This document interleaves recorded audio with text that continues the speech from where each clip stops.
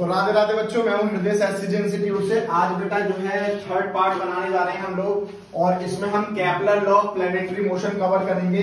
तो पहले तो हम बेटा केपलर लॉ तीन जो है लॉ है इसके।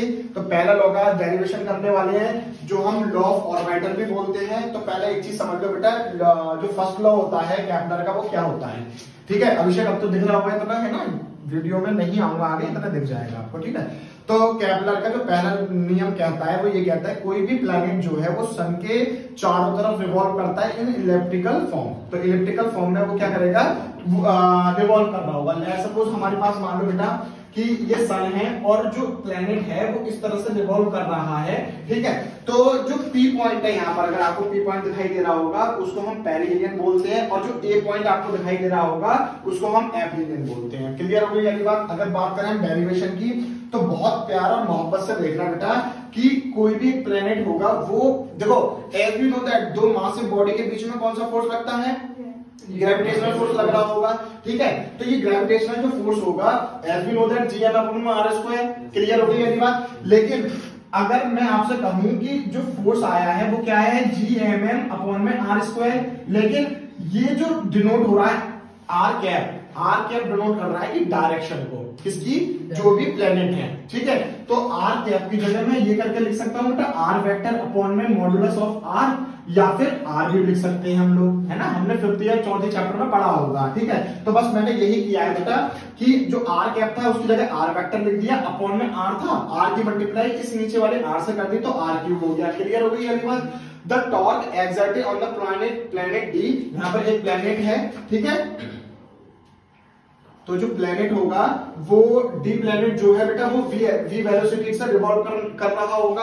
तो क्या हो रहा होगा, वो सन के चारों तरफ, तो वो एक टॉर्क एक्सपीरियंस कर रहा होगा। देखते हैं टॉर्क कितना आता है। तो टॉर्क का फॉर्मूला क्या होता है बेटा, फोर्स इनटू में परपेंडिकुलर डिस्प्लेसमेंट। ठीक है, तो वेक्टर फॉर्म में लिखा हुआ है हमने, यहाँ पर आर की जगह आर ही रहने दिया, फोर्स की जगह ये वाली वैल्यू लगा दी। ठीक है, आर क्रॉस आर जो होता है बेटा, अगर हम सिमिलर कंपोनेंट का अगर प्रोडक्ट कर रहे होते हैं तो वो कितना आता है, 0 आता है। तो टोटल जो हमारे पास टॉर्क होगा वो कितना आ जाएगा, 0 आ जाएगा। और टॉर्क ये भी कहता है कि rate of change of angular momentum, तो मतलब टॉर्क बराबर में क्या आ जाएगा, डीएल अपॉन में डीटी। देखो रेट आ गया तो डीटी आ गया, और चेंज हो रहा है किसका, एंगुलर मोमेंटम को, जिसको हम एल से डिनोट करते हैं। तो डीएल अपॉन में डीटी बराबर में 0। तो फर्स्ट लॉ यही कहता है कि जो एंगुलर मोमेंटम है वो क्या है, कांस्टेंट होना चाहिए। तो ये डीएल अपॉन में डीटी बराबर में 0 हो गया, तो यहाँ पर हमारे पास जो लीनियर एंगुलर मोमेंटम होगा वो क्या हो जाएगा, कांस्टेंट हो जाएगा। तो पहला नियम यही कहता है कि जो एंगुलर मोमेंटम होता है किसी भी प्लैनेट का वो कितना होना चाहिए, कांस्टेंट होना चाहिए। क्लियर हो गई वाली बात, अच्छे से समझ में आ गई। तो हमारे पास बेटा सेकंड लॉ होता है लॉ ऑफ एरिया, जिसको हम सेकंड लॉ ऑफ केपलर भी बोलते हैं। क्या कह रहा है, ध्यानपूर्वक समझिएगा कि the radius vector drawn from the sun to a planet, कोई एक रेडियस वेक्टर है जो मैंने आर वेक्टर ले लिया, कहां से, सन से किसी भी प्लैनेट तक के लिए। ठीक है, SVEEP out equal area in equal interval of time, वो क्या है, इक्वल एरिया को स्वीप करेगी, मतलब साफ करेगी in equal interval of time में। इसका मतलब ये हुआ कि एरियल वेलोसिटी, जिसको हम बोल सकते हैं बेटा area covered per unit time of planet around the sun is constant. मतलब जो एरियल वेलोसिटी आएगी दैट इज क्या है, area covered per unit time, मतलब डेल्टा ए अपॉन में डेल्टा टी जो होना चाहिए वो कांस्टेंट होना चाहिए इस स्टेटमेंट के अकॉर्डिंगली। यस और नो, ये बात क्लियर हो गई है। अब देखो बेटा, इसने डेल्टा ए जो है एरिया कवर्ड किया और आर वेक्टर के दे रखा है फोर्स, तो अपोजिट लगेगा। ये चीज तो हमने पहले भी देख ली थी, फर्स्ट लॉ में देख ली थी। ठीक है, एक ये पी पॉइंट है, अब वो पॉइंट जो है यहाँ पर आ गया, मतलब जो प्लैनेट यहाँ पर था वो यहाँ आ गया है। ठीक है, तो वो पी डैश हो गया। अब ये जो ट्राइंगल बन रहा है हमारा वो एस पी पी डैश बन रहा है। यस और नो, तो हम यहाँ पर देखो ये चीज हमने पहले ही फर्स्ट लॉ में कवर कर ली थी बेटा कि जो एंगुलर मोमेंटम होगा वो कांस्टेंट होगा। तो अब हमें डेल्टा ए की वैल्यू चाहिए, क्यों, इसके अकॉर्डिंगली हमें क्या प्रूफ करना है, डेल्टा ए अपॉन में डेल्टा टी बराबर में कांस्टेंट प्रूफ करना है इस स्टेटमेंट के अकॉर्डिंगली। तो हमें वैल्यू चाहिए होगी डेल्टा ए की, तो डेल्टा ए बराबर में क्या हो जाएगा, area of triangular region SSP. ठीक है, एसएसपी डैश तो हाफ, और ये बेस हो गया इस तरह से बेटा आर वेक्टर इनटू में पीपी डैश, ये वाली बात क्लियर हो गई। बट पीपी डैश जो होगा अब इसको डाल दो, पहली इक्वेशन सम हो तो पीपी डैश की वैल्यू चाहिए होगी। पीपी डैश किसके इक्वल है बेटा, डेल्टा आर के इक्वल है, ठीक है। तो डेल्टा आर बोले तो डिस्प्लेसमेंट ना, तो डिस्प्लेसमेंट क्या होता है हमारे पास, वेलोसिटी इनटू में टाइम, तो वेलोसिटी वेक्टर इनटू में डेल्टा टी। और वेलोसिटी को आप मोमेंटम की टर्म में कैसे लिख सकते हो, पी अपॉन एम लिख सकते हो, पी बराबर में एम डी, याद है सारे बच्चों को जब हमने बचपन में पढ़ा था।